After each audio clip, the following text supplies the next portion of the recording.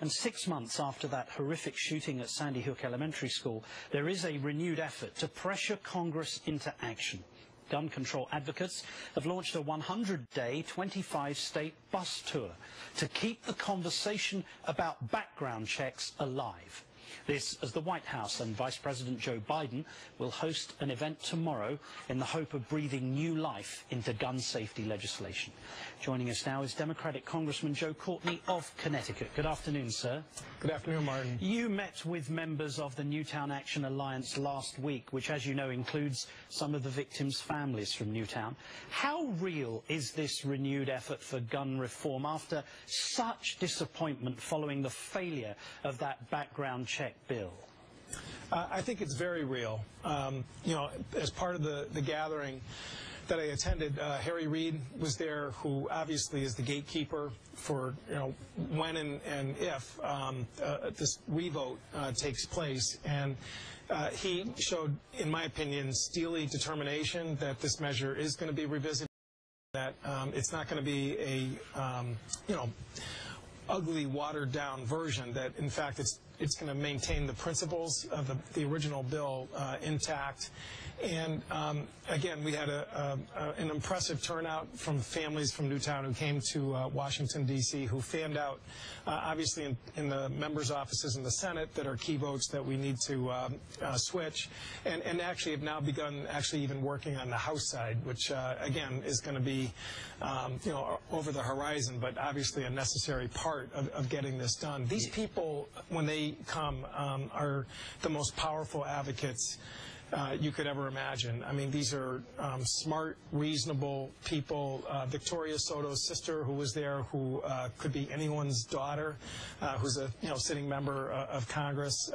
You know, they have really already bent over in terms of compromising what their wish list would be in terms of a gun violence bill, and they're really talking about trying to, you know, have Congress do its job, which is to legislate and compromise, which is really the structure of our system. So again, I think it was a very successful visit. And is it your view, sir, that the program of disinformation that was run by the NRA, where they were suggesting that there was going to be a registry for gun owners and so on, has this campaign been able to push back that kind of disinformation, basically the spreading of falsehood and lies about this legislation?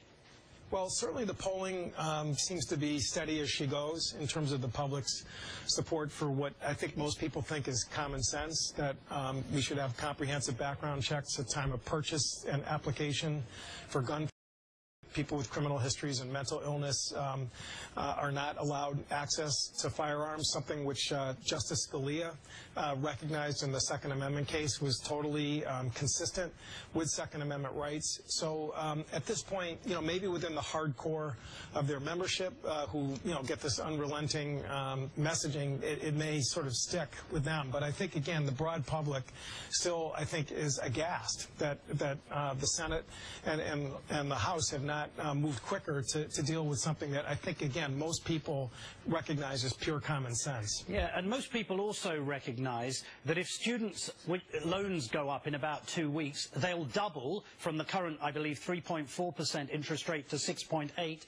And you are trying to do something about that as well. Again, it's been difficult to do anything in Congress. Are you optimistic about preventing student loan rates from doubling in 2 weeks? Last Thursday, I filed a discharge petition to get consideration of a bill which will protect that lower rate for 2 years. Within 24 hours, we had 186 members of the House sign on to the discharge petition. Student groups from around the country are going to be coming into Washington to continue the drumbeat.